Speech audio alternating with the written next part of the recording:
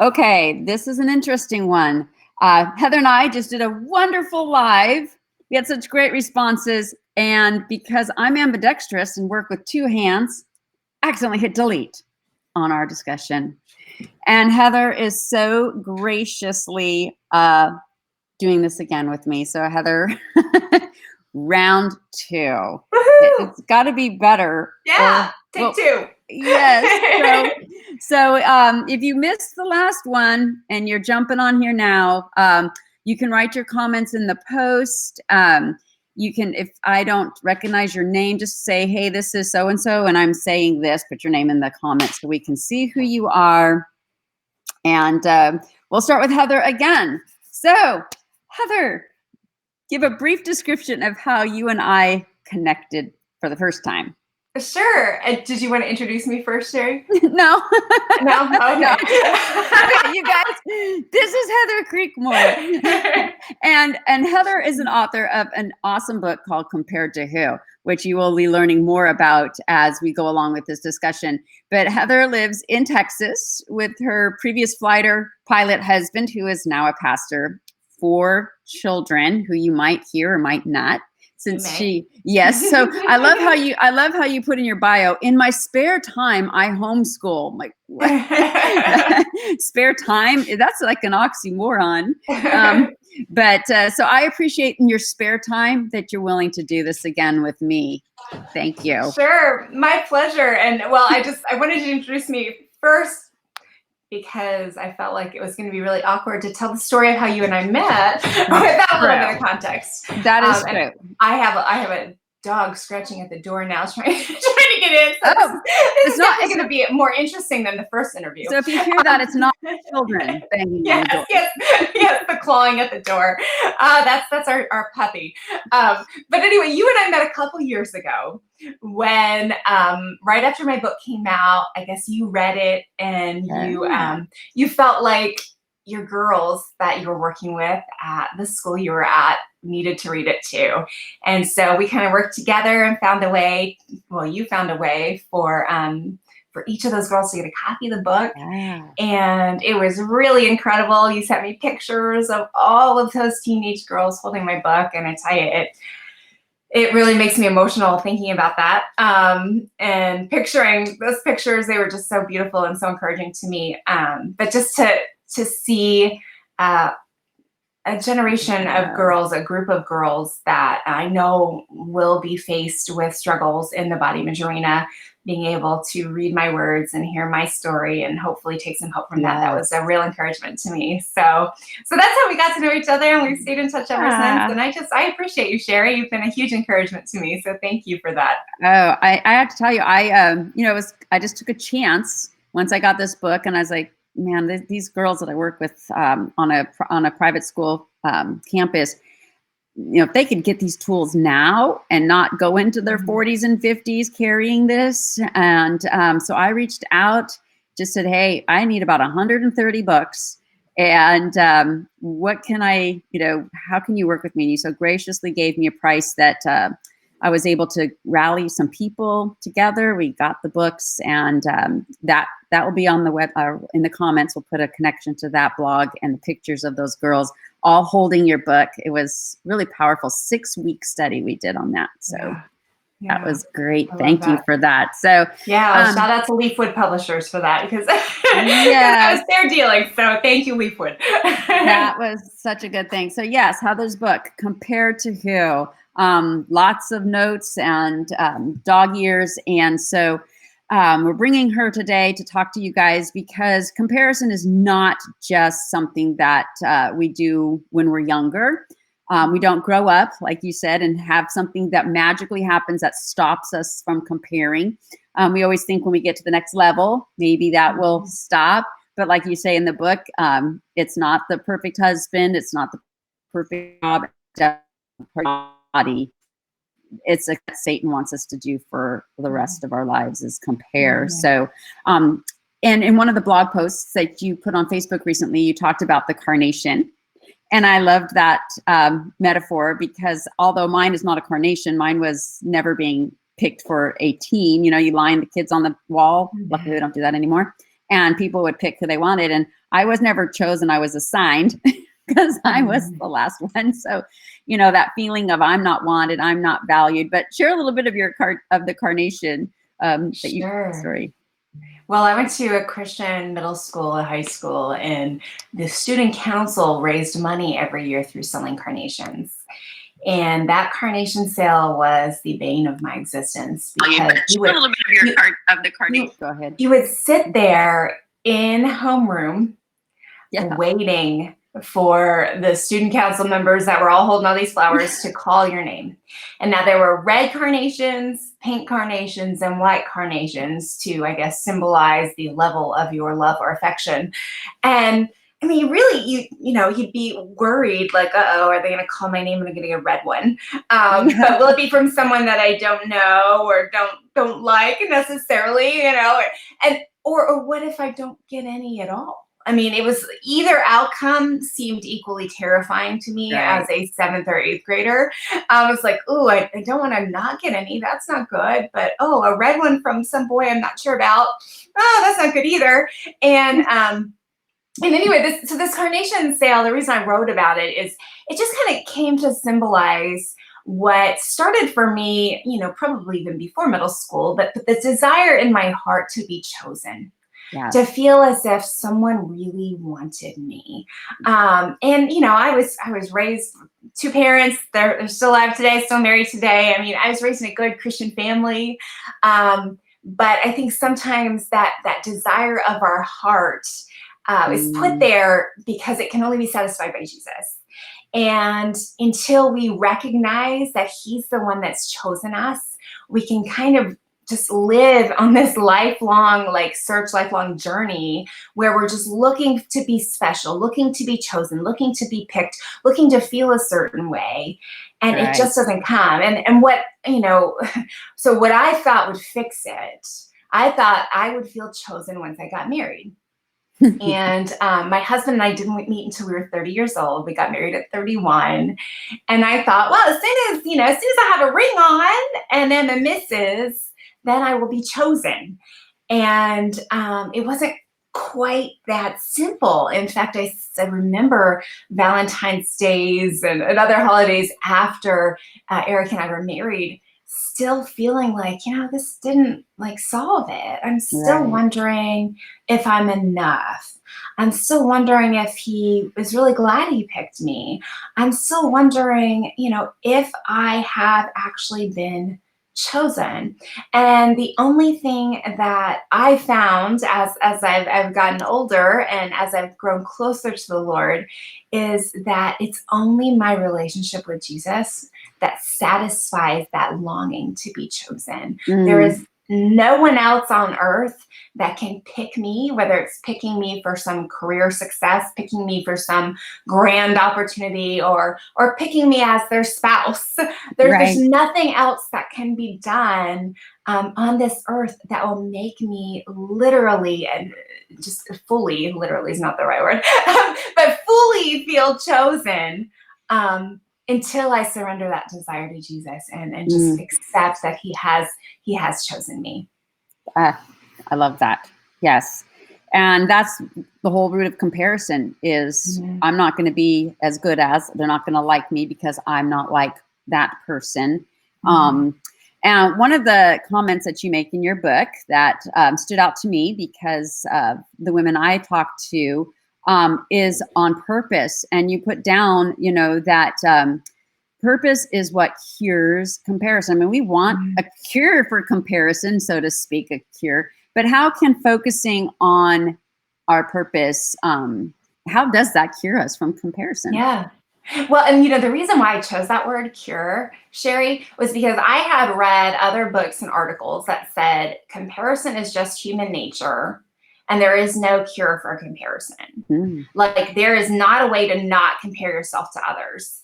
And to some degree, I agree with that. Like it's going to be your temptation. It's going to be your tendency, your human nature to compare yourself to others. But there's a lot of other things that are human nature that through the power of the Holy Spirit, we can learn to control and abstain from, right?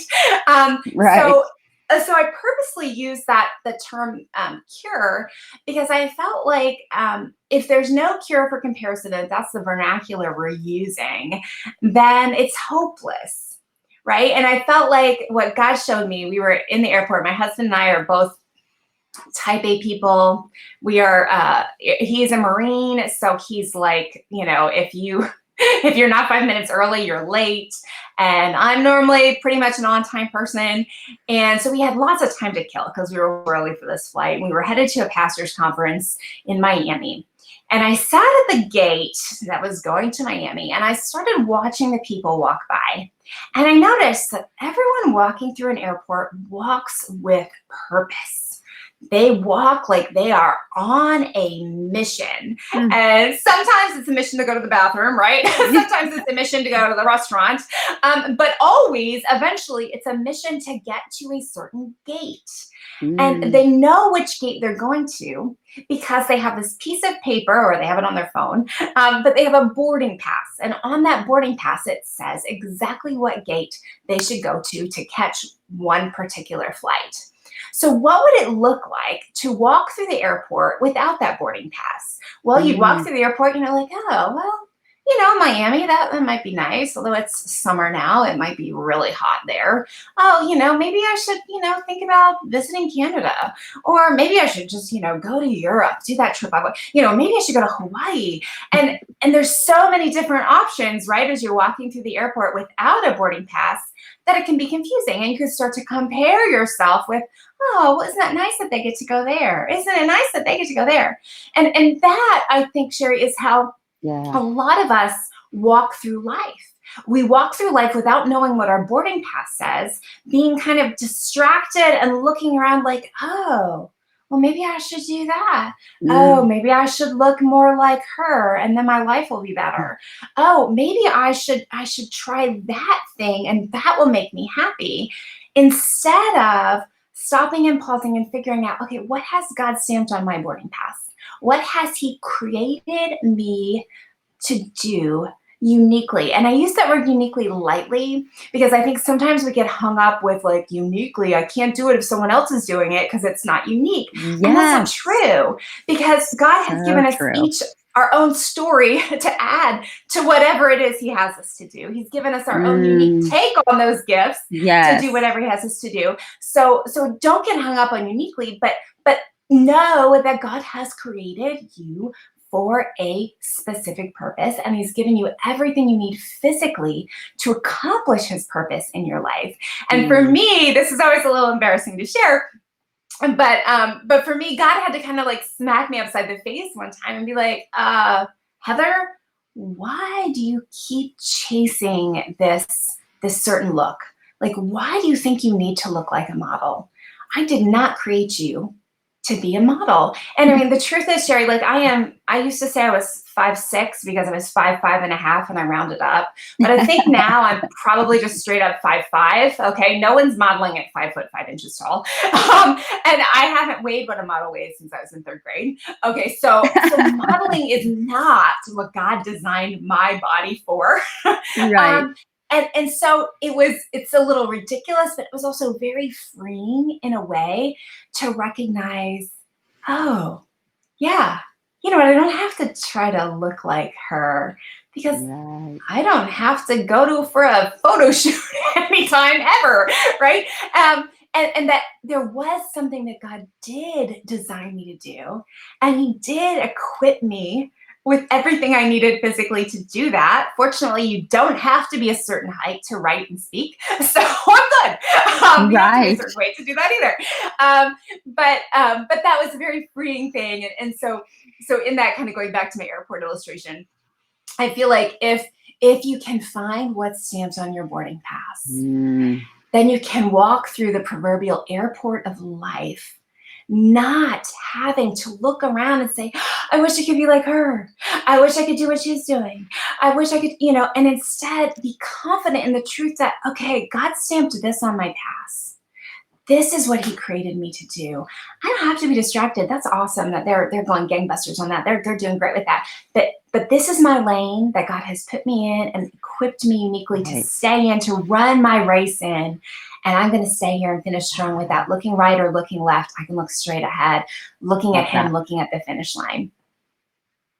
I love that. Number one, I love metaphors. Never metaphor I didn't like. And as a runner, just paying attention to my own pace. A lot of times, when you join a race, they have a pace setter, and you kind of want to stay with that person, and you can get distracted and, oh shoot, I'm not going to be there. But staying in your lane and not worrying about who's ahead, who's behind, who's even right beside you. The people that God put in your life, the people that are in your lane, are there for you to serve in the way that only you can serve them. And I really, really like that metaphor. One more thing, we didn't go here the first time, but it just occurred to me was, and I think this is my second book, but when you're running, so I'm not a very good runner. Like I threw up after a 5K as if I had run a marathon. Okay, so that's me in running. Okay, I kind of run like a duck. It's not pretty. But what I noticed is that if you run looking down, like you don't do very well, right? No. And if you run looking side by side, like looking around, you don't do very well. The only way to run well is to look straight ahead. Yes. And that illustration strikes me because I feel like a lot of women I know will say, well, I'm not really comparing myself to other people. I just still feel bad because I'm not doing what I want to do. I'm not living up to my expectations, to my ideals. Like I'm not good enough according to me. And they're kind of going through life looking down, like navel gazing is what some call it. But they're looking down and they're like kind of just inside their head. And I just need to be better. And I just, my encouragement to those women is no, get your eyes off you, focus straight ahead, and your race will be so much smoother. Yes. And we'll go off cue that, like I mentioned earlier on, this is our second time around. For those that are just joining, we have a friend of mine named Whitney who's joining us from Kansas. She just had a new little baby, so she's a new mom. So we'll jump around this time because that segues good into your mirror. Your mirror. Okay. Yeah. Sure. So one other thing that I like to encourage women with is I talk about body image a lot, and there's a lot of quote unquote solutions out there to what you should do if you're struggling with your body image. And a lot of them suggest that what you need to do is you just need to decide, well, some say you just need to decide to love yourself, which that can mean a lot of different things to a lot of different people. Honestly, I don't think that that's the answer. I don't think that's a biblical solution. I think there's some amount of self-love that is assumed in the Bible. And then I think beyond that, like God sternly warns us against self-love, that's a sign of the last days, as First Timothy tells us. So I get a little uncomfortable when I hear people say, you just need to love yourself. No, I don't think that's your way out. But then other people say, and you'll see magazine articles that encourage you to just look in the mirror. And let's see if I can get my mirror in the shot here. You just look in the mirror until you find something that you love about yourself. So, okay, for example, I've always struggled with the way my legs look. I don't like my thighs at all. So instead of thinking about my thighs, I'll just think about my nose, and I'll decide that I love my nose, and I'll just go out into the world confident that I have a great nose. And, and that works for about 5 minutes until you see someone else with a nose that you perceive to be better than yours, and then it's like, back to the drawing board. But all these suggestions, a lot of the suggestions you'll see in our culture will tell you that the answer to feeling bad about yourself is looking like harder into that mirror, staring more into yourself, or thinking about yourself more, or focusing more on yourself to find something you like about yourself to help soothe the fact that you don't feel good about yourself. And I think it's not only cyclical reasoning, but it's also just a dead end. And what I think we need to do instead of, and Cheri, like, okay, so you said over 50 last time you corrected me. Like, Yep. I'm 45, will be 46 this year. And what I've noticed is the longer I spend staring in the mirror, like the more things I find to be discontent about, right? It's not Yeah. that I can stare in the mirror longer and find more to love. It actually works the opposite way. But what I found to be freeing, and I'll see if I can get this in the shot, is instead of staring into this mirror like harder and longer until it's like, oh, I found something to love about me. I think this is what we're called to do. If we are believers and followers of Jesus Christ, if our lives are committed to him, then I think what we need to do is do this. And I'll give you a sound effect with it. And we need to just kind of point the mirror up, right? And then what happens is the pressure is off. I no longer have to make the mirror happy, right? I'm free. Right. So if I have a bad hair day, if I get that one of those zits like right smack in the middle of my eyebrows, it does not matter. I am free because my purpose on this earth is not to be hot and attract glory, right? My purpose on this earth is to reflect him. Yes. Right. I am made in his image, and my purpose is to bring glory to him, to be a reflection of his light, of his love, not to try to please this mirror. And so that's just one of the ways that I encourage women who struggle with body image to just like tilt that mirror up and find freedom in knowing that you are made to reflect him. I love that. And that's your obligation, not to look like a magazine cover. Well, I can stop trying now, so thank you. In Genesis, I love how everything that was created was spoken into existence, except us. We were formed. God got on his knees in the dirt and formed us. And then we are the only creation that says, and he then blessed us. And so I've got to remember, I wasn't created in your image or anyone else's image. Therefore, I can't reflect that person's image. And comparison is just me trying to reflect an image I was never created in. And so trying to remember and put myself in there, but then, the serpent, like you'll share in a minute about your story in church, the serpent's like, oh, look over here, this shiny, beautiful object that you will never be. And you're, like we mentioned in our first talk, since this is our second, and Carmen mentioned that this is a destructive plan, that Satan has this plan that wants you to be constantly comparing, and it keeps you captive. And so share a little bit about your up and coming book, and then your story from being in church. Sure. Well, I think during the first call, the comment was that it's Satan's plan to distract us through comparison. Yes. And so you had asked me some ways that I have seen comparison distract. You might have made it broadly distract other people, and I took it personally because it's distracted me. Right. And so what I shared was my new book that comes out September 22nd. It's called The Burden of Better, How a Comparison-Free Life Leads to Joy, Peace, and Rest. And the book, I start with an illustration, which isn't an illustration. It's a story from my life.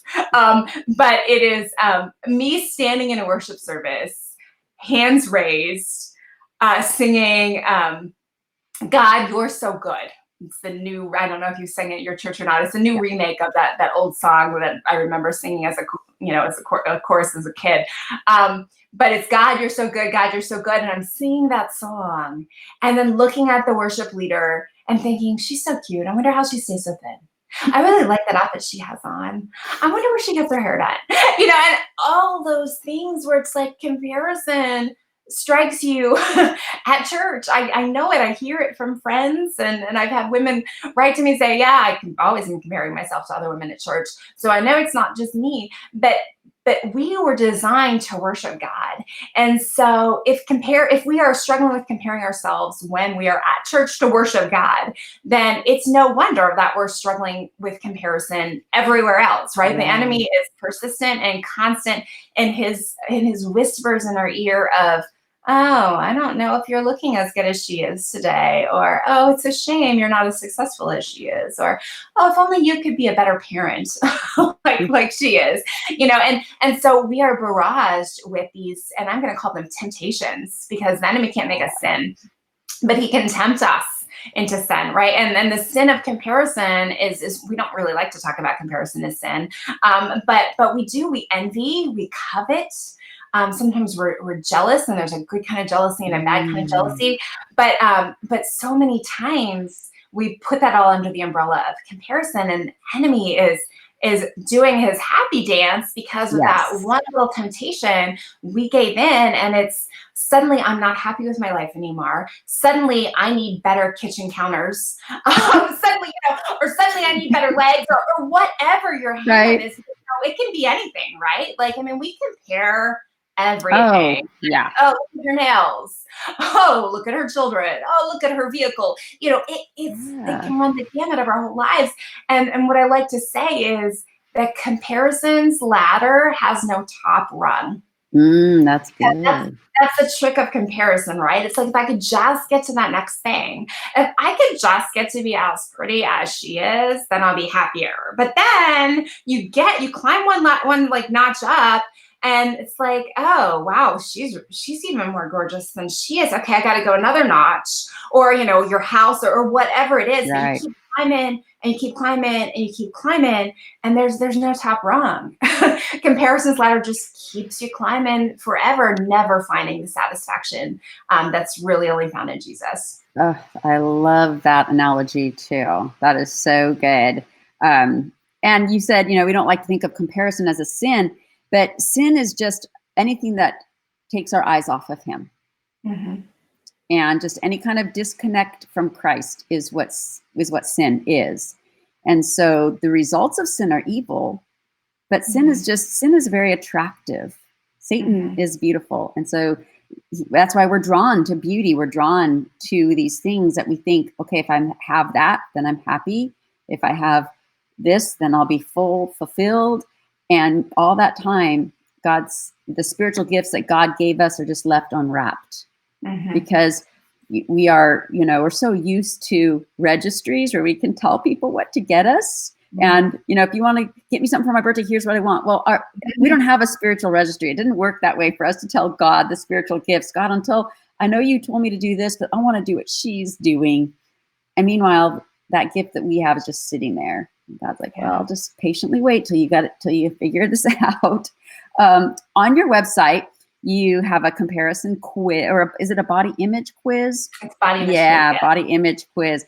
I took that quiz, and I was the beast, which Mhm. means that I have a continually repetitive song going in my mind of, lies and negative thoughts. And, there are days when those are louder to me than the voice of God calling me to just sit and open His Word. Mhm. And those lies keep me from even, wanting to read the Word. And then Satan has ruined my day. But tell me a little bit about the quiz, and that'll also be posted on the notes. Sure. Yeah, the quiz is just a simple way to kind of help people figure out where they are with the body image issue. I think body image is something that's talked about a lot, but it might be confusing vernacular to some. There's this whole world of eating disorders, and kind of how they go together is sometimes confusing. Can you have body image issues without an eating disorder? Yes, you can. And so it's really just a way to kind of self-assess, like, how are you doing?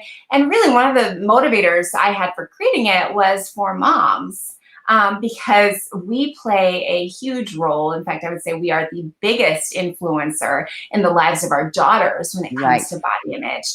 And so I know I met a lot of women over the years that I've been doing this, who will tell me, I don't have any body image issues. Like, this talk that you're giving is going to be a waste of my time.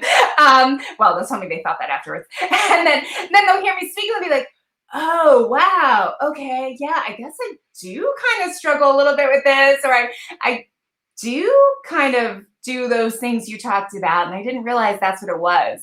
So that's why I created the quiz.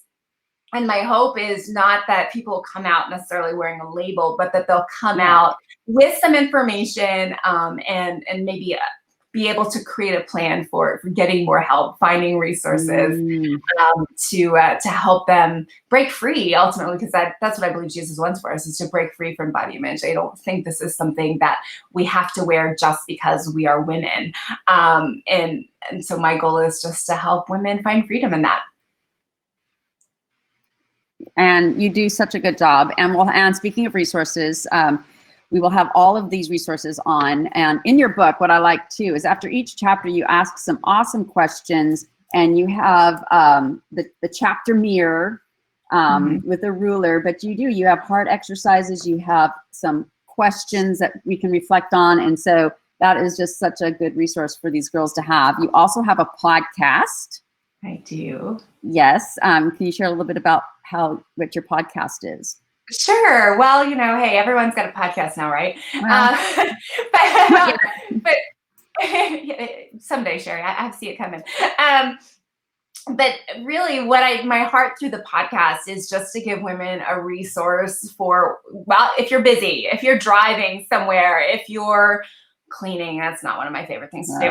But maybe I can make it a little easier for you by giving you something to listen to.